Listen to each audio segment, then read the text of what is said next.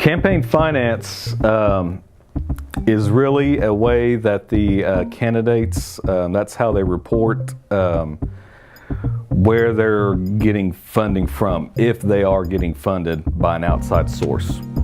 So if a candidate was to receive a contribution to their campaign from a citizen, or from anybody for that matter, if it's over $100, they're going to have to report that.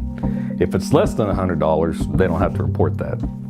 But the moment it reaches, like $101, they're going to have to put that in writing that they received that amount from that person. And it's going to be basic information like the donor's name, when the candidate accepted the money, how much money, and the total amount that they have received from that person from that point on. So it's like an accumulative total.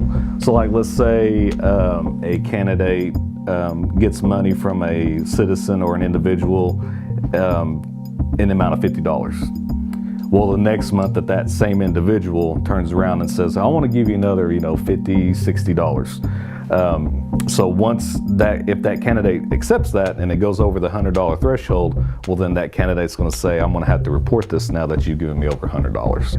You can only receive from any one individual, corporation, business entity, you can only receive up to a maximum of $5,000. So anything over $5,000 as a candidate, you're going to have to turn that money down because that's just the limit, $5,000. Campaign finance has been in the works now since 2015, I believe, and here it is, 2019. No solid plans have been put in place, up until this point, when the election board stepped forward and said, hey, we think we can have a really good grasp on this and we can, really make this work and keep everybody honest with the way that we're going to offer the reporting. So, the council and the chief said, okay, sounds good. You guys do campaign finance, and that's where it's at. And I think it's just a way to try to keep everybody honest.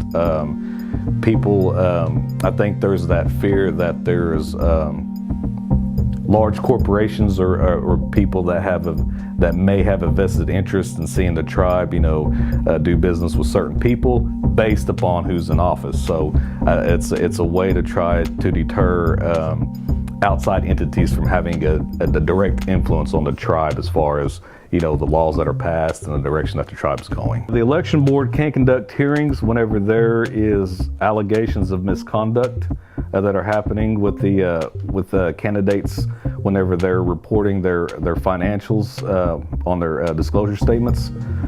If a candidate, and it all comes from the candidates. If you notice in our laws, the only people that have the right to challenge the results of an election are candidates.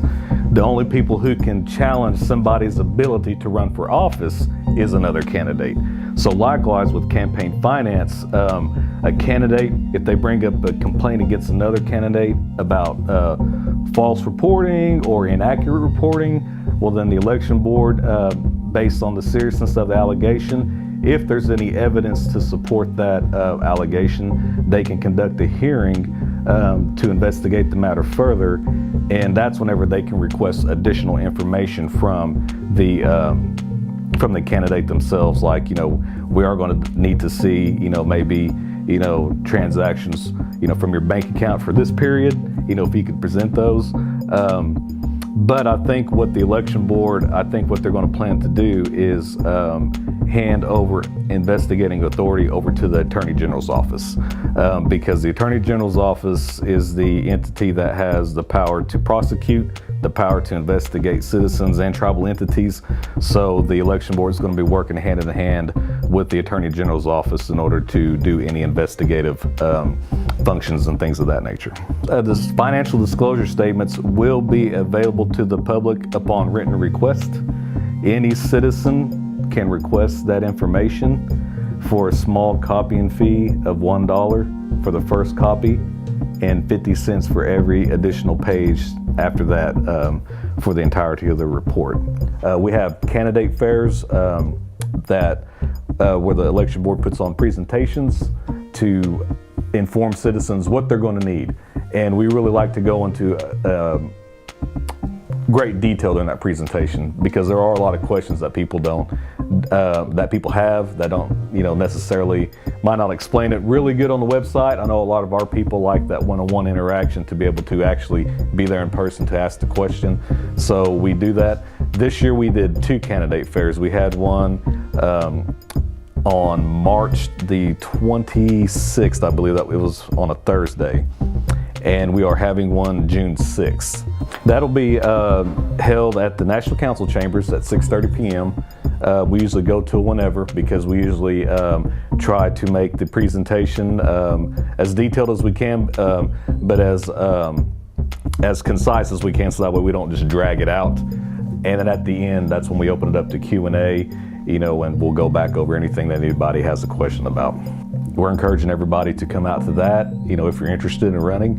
And we just encourage any citizens to come out to that, just in case you're kind of curious about, the election process and the as it pertains to candidates and their campaigns during our elections.